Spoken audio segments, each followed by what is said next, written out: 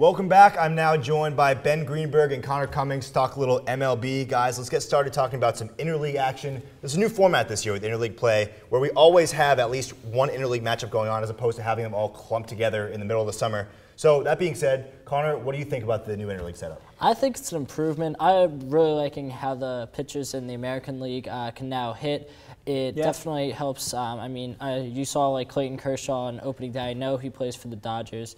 But just hitting home runs as well as having the shutout, it just adds that a little bit of extra, and it really helps them for the World Series. I agree. Well, I just think it's very bizarre. Today I saw that the Chicago White Sox are over in Queens to play the Mets. I'm thinking to myself, did these guys get on the wrong subway? Are they supposed to be in the Bronx right now? But sure enough, the Yankees are over in Colorado playing a interleague series of their own. It's random, but it's kind of enjoyable. Yeah, no, I think it's better to also not have it completely awkwardly clumped together in the summer like it used to be. I think it's something new and exciting it takes some time to get used to, but I like it.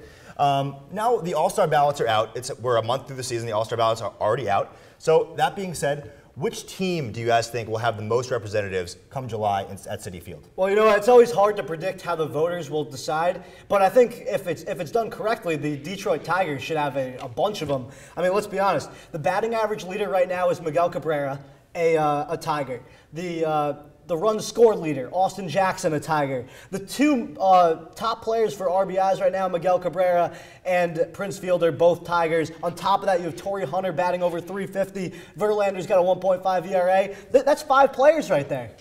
Yeah, I agree with you. Definitely Detroit is the best team in the American League, in my opinion. They will probably have the most All-Stars for the American League. I'm going to go with the National League. I'm going to say the Atlanta Braves. The Atlanta Braves started out the season pretty much on fire, and they've been getting a lot of hype in the media for it. And I think they have a lot of big-name players with the Upton brothers there, with Jason Hayward as well as that pitching staff that's played exceptionally well that they can have 5, 6, 7 All-Stars as well. Yeah, good points, guys. Both these teams extremely hot at the beginning of this season. I do like that Tigers pick, though. Not only do they have a bunch of power in their lineup, their pitching staff is absolutely stacked.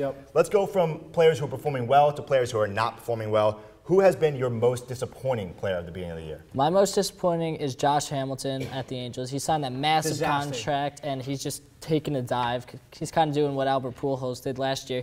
He's averaged 300 throughout his entire career, and now he's averaging just above 200. He had 2 home runs and 9 RBIs so far. It's just he's not playing the level he needs to be playing at. Totally, and I think that he's also a cancer in the locker room, to be honest. But Steven Strasburg is a guy who I look at as just a total disappointment this year. Remember, he was shut down before the playoffs last year. Why? Because the Nationals thought, all right, at least he'll be ready for 2013.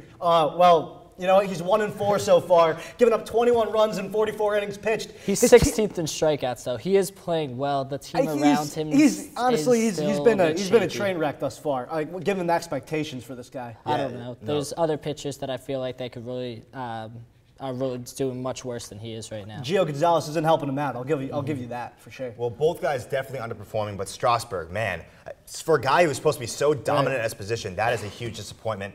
But, Josh Hamilton also not living up to that huge contract, so we'll see how it goes. That's all the time we got for this block, but stay tuned as Jason Vonnick sits down with our NBA experts. You don't want to miss this.